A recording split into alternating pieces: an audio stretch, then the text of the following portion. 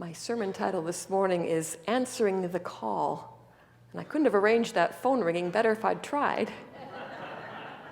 And I think we did answer the call. I think our ushers are on top of it. Answering the call, you know.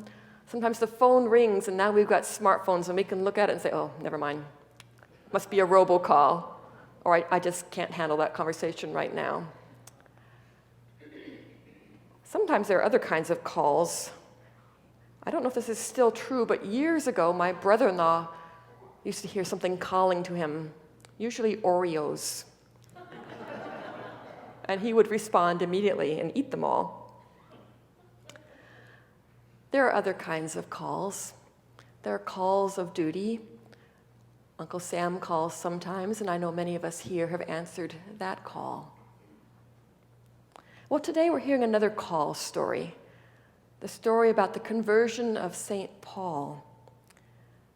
Paul was one of the greatest Christian leaders, and yet he began his career as a ruthless persecutor of Christians. He was a lay religious leader who went by the name of Saul. And in today's passage, we hear that Saul was on his way to the city of Damascus.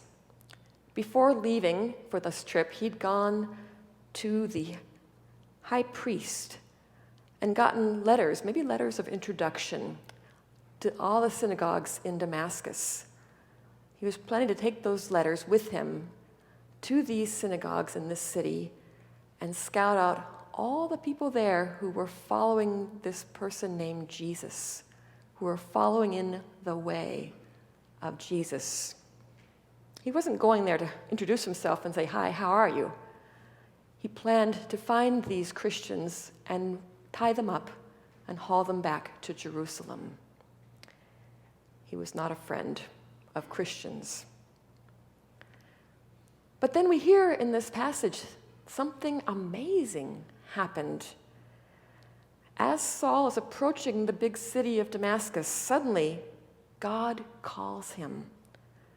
We're told that suddenly a light from heaven flashed around him. He fell to the ground and heard a voice saying to him, "Saul, Saul, why do you persecute me?" It's a pretty compelling vision, and many have tried to paint it. I think we've got a picture here to show you, a painting by Caravaggio. It'll come in just a minute. This is a painting that was done in 1601 for a church in Rome. And maybe it will come on the screen, and maybe it won't, so let me tell you about it. It's a powerful scene. It's very realistic. The background is all black, and in the foreground there's this horse kind of walking away, and there's a man sort of in the background probably trying to hold on to the horse. And down on the ground in front of the horse is Saul, flat on his back, just looking completely startled. It's a scene of chaos and confusion. Now, it's interesting that the passage I read didn't say anything about a horse, but artists take liberties, and Caravaggio put a horse in the picture. And maybe he was traveling on a horse, maybe Saul was, and fell off the horse when this blinding light appeared and this voice came from heaven. Even though he fell to the ground, Saul had his wits around him enough to say, "Who are you, Lord?" He knew it was the Lord. And the reply came to him, "I am Jesus, whom you are persecuting." I'm guessing Saul was thinking, "Oh, shoot." But the voice goes on and says, "Get up and enter the city, and you'll be told what you're to do once you get there." Saul gets up from the ground, but he can't see a thing because he's been blinded by the light, literally.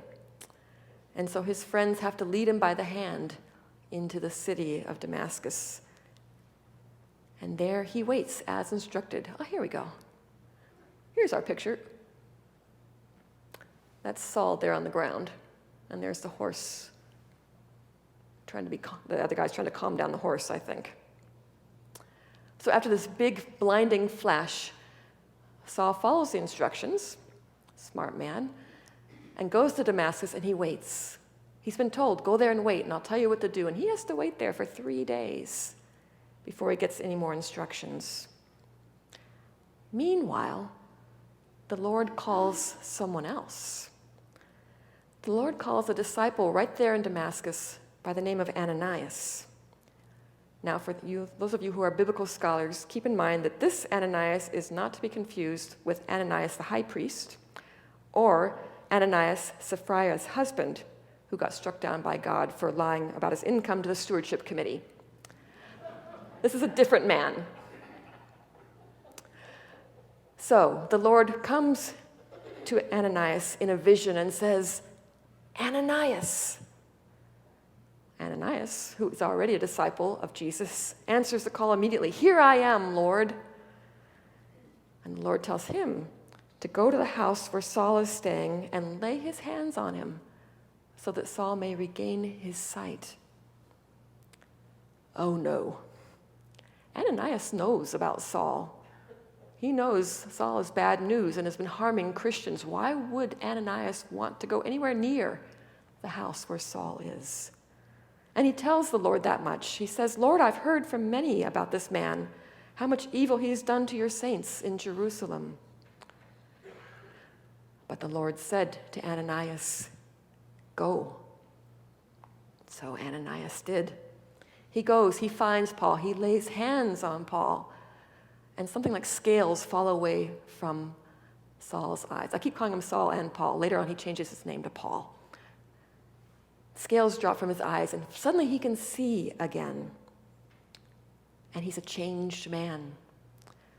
He goes around everywhere to all the synagogues, telling people about Jesus, how Jesus is the way. Well, it's a pretty dramatic story, with lights flashing in the heavens and voices coming out of nowhere, giving direct instructions to somebody. Sometimes I think we get the idea that that's the only way God calls people into action. I've been wondering about that this week.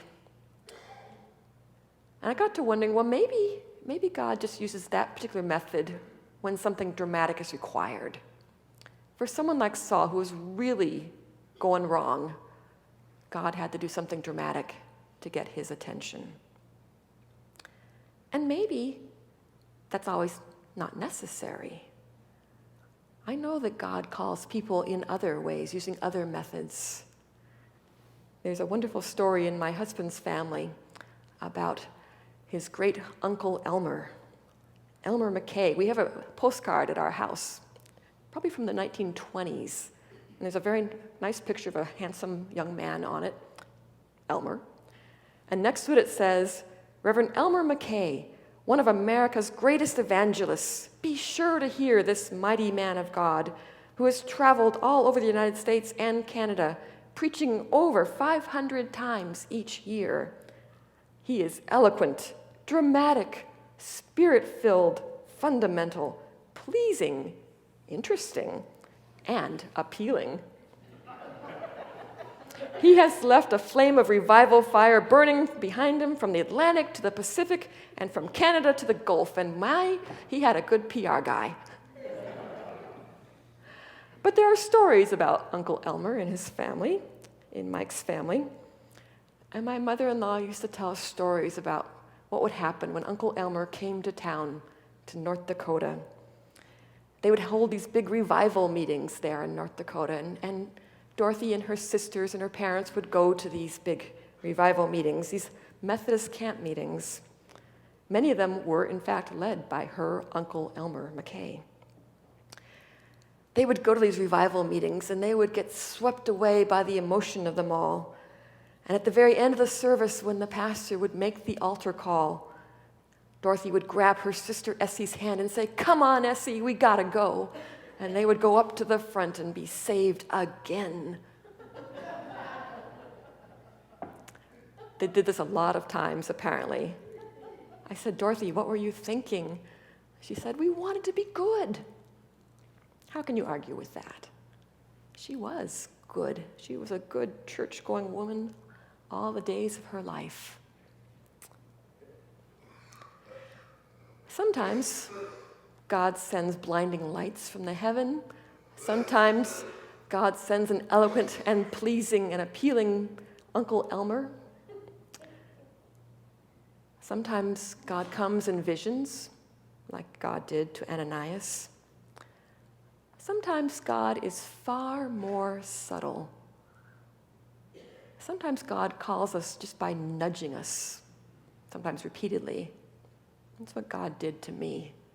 God kept nudging me, and I kept saying, no, no, no.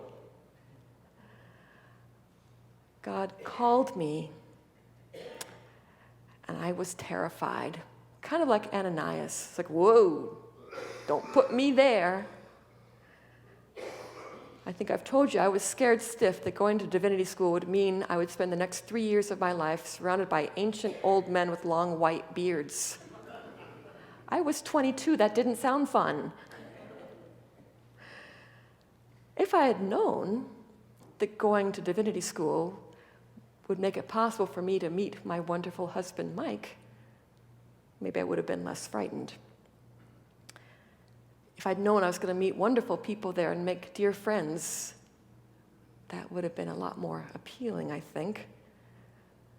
If I'd known that going through all the hassles to get ordained would mean that one day I could serve a church where I could play with my Eskimo yo-yo Sunday morning and then go to a tea party later that afternoon, I would have said, sign me up. I did finally say, sign me up. And here we are. But God doesn't call people only to become pastors. God calls everyone, sometimes through blinding lights, sometimes through visions, sometimes through Uncle Elmer, sometimes through nudges. God calls us all. God is calling each one of us here. I wonder how each of us will respond. Amen.